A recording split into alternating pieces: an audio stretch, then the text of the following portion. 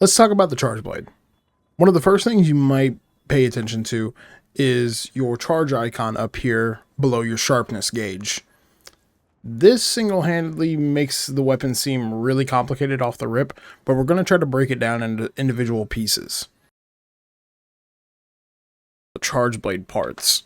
These are sort of the lifeblood of the charge blade itself.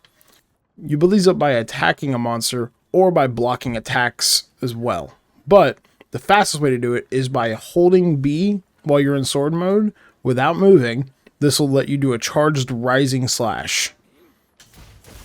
If you let it go at the right time, you'll do a double slash like that, and that is the quickest way to build up charge. So we're going to use a little bit of an example. So I'll do another one of these, get to red, and then to charge the charge blade, all you have to do is guard and press B, or press circle if you're on DualShock or DualSense.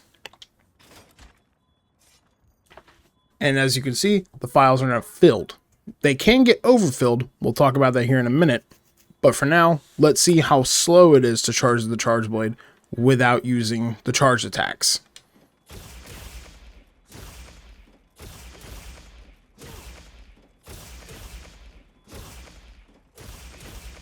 So you can see that it took 11 hits in total versus the charged rising slash only needing to be used twice in order to get to red.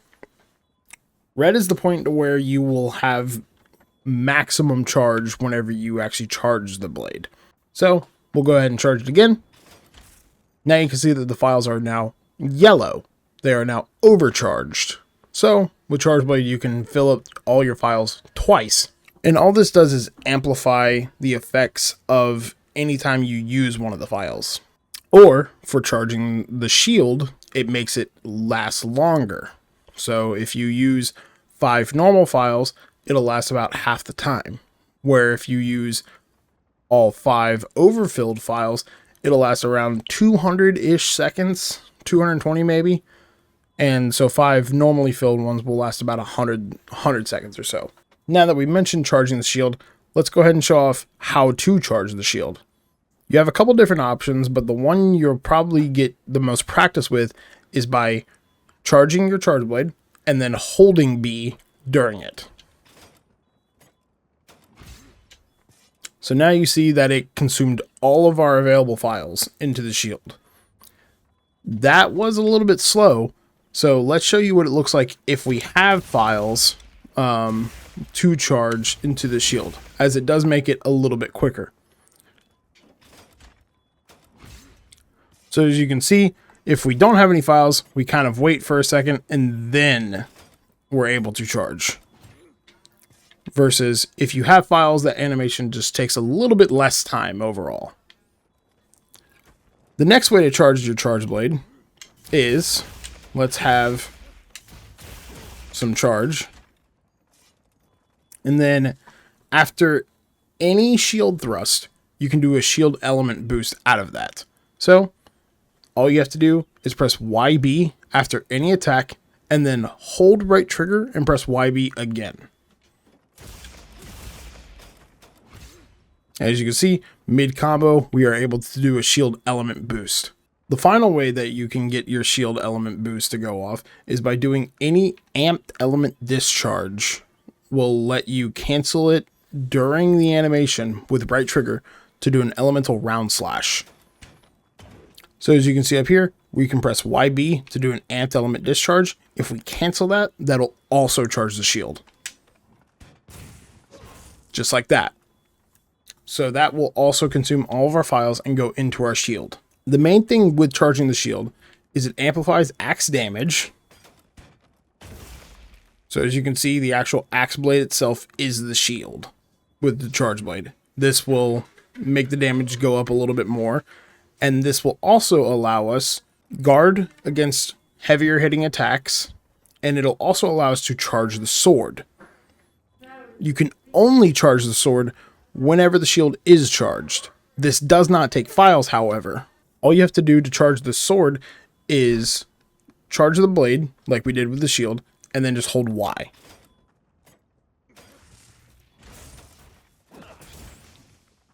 When the sword and the shield come together, that's when to let go. If you hold it too long, you won't be able to actually charge the blade. That return stroke will not charge the blade normally, or if you do it too early, you'll do the same thing. The main thing with charging the sword is that it charges the actual attacks that you do with the sword with whatever file type that you're using. So for right now, we're using impact files, so it'll have a small yellow explosion and do a little bit of exhaust damage.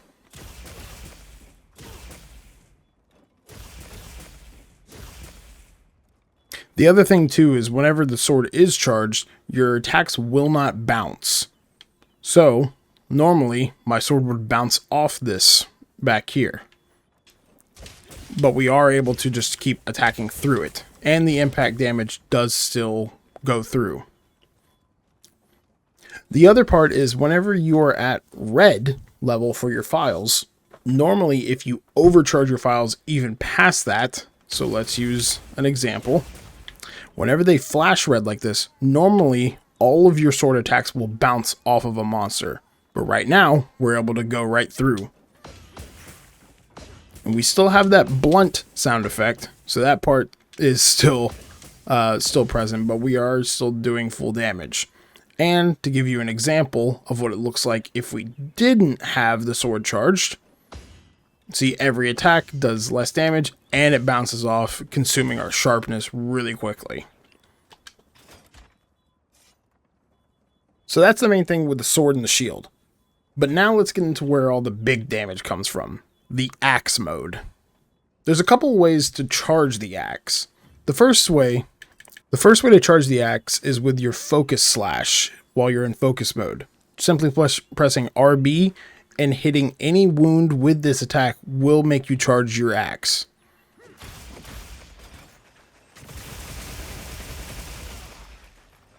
You'll do that big attack where you'll hold the axe while it's spinning for a couple seconds, and you can aim it around with your focus mode. So let's use another example. So you can definitely turn it so that if a monster isn't quite standing in the correct position, you can still get a ton of damage off on them. The main thing with whenever the axe is charged is that any attack that you do, except for the super amped element discharge, we'll get to that in a moment, can be held down to do multiple hits. So let's use an example. So you see all those hits that we just had. Now let's see what happens if we don't hold it. One attack that did 117 damage versus about another 100 damage or so. And this is for any attack, not just your B attacks. And this part of the recording is a couple days later, so that's why we're in a completely different time and a completely different armor set. But to pick up where the last part was, the other part about charging the axe is not only do you get the multiple hits, but anytime that you use one of your files, it uses less. So normally, if we don't have the axe charged, anytime that we use one of our B attacks or elemental discharges, it'll use one whole file, regardless of it being overfilled or not. But right now, we only use a little bit. And the only time that we use a whole one is when we use an amp element discharge or the follow-up. But as you can see, this is where a ton of damage can come from. And then the final thing about the axe mode is something that I said I was going to cover, but didn't get a chance to quite yet. Anytime that you have the shield charged, you have access to one of the biggest attacks for the charge blade, the super amped elemental discharge, which we'll go ahead and show you the amped element discharge. So that's a good attack to get some file explosions, and it amplifies the damage and the exhaust if they're impact files. But a super amped element discharge will use all of your files that are left. And that will make a certain amount of explosions depending on how many files you have. So we'll go ahead and show you what it looks like. You can trigger this anytime after an amped element discharge. Just press YB again.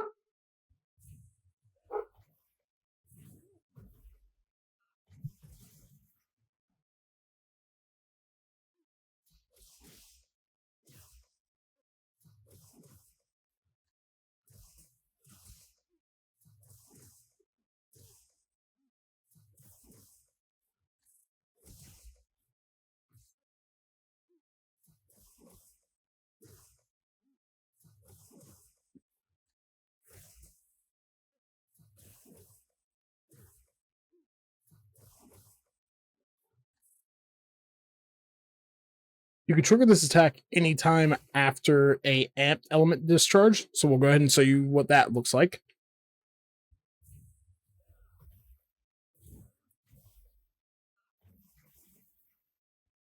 And as you can see, that let off 5 explosions that went straight forward from where we were attacking. And each one of those will do a lot of exhaust damage if you're using impact files, or a lot of element damage if you're using elemental damage files. The only way to be able to access this move is whenever your shield is charged. The other way that you can get the move to go off is anytime that you block an attack, you can just press YB right after that and you'll go into SAED.